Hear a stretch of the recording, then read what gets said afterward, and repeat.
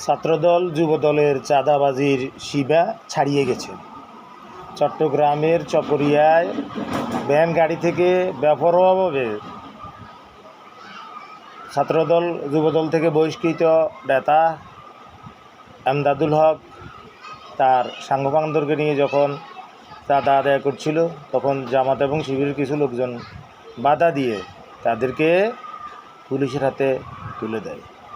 এর পরিপ্রেক্ষিতে গতকাল সোমবার রাতে শিবিরের সাথে যুবদল, ছাত্রদল সহ বিএনপির অন্যান্য অঙ্গ সহযোগী সংগঠনের সবাই একত্রিত হয়ে জামাত এবং শিবির উপর হামলা চালায়। এতে করে শিবিরের অনেকে গুলিবিদ্ধ হয়, অনেকে আহত হয়। এ পর্যন্ত 20 জনের মতো আহতের খবর পাওয়া গেছে এবং গুলিবিদ্ধ অবস্থায় 2 জনকে হাসপাতালে ভর্তি করেছে। এখনও পুরো এলাকাতে থমথমে অবস্থা এবং দফায় দফায় সংঘর্ষ চলছে। এই চাঁদাবাজ সন্ত্রাসীদের বিরুদ্ধে এত বলা, এত কওয়া, এত কিছু হচ্ছে, বহিষ্কার পর্যন্ত বিএনপি করেছে, এরপরও বন্ধ হয়নি।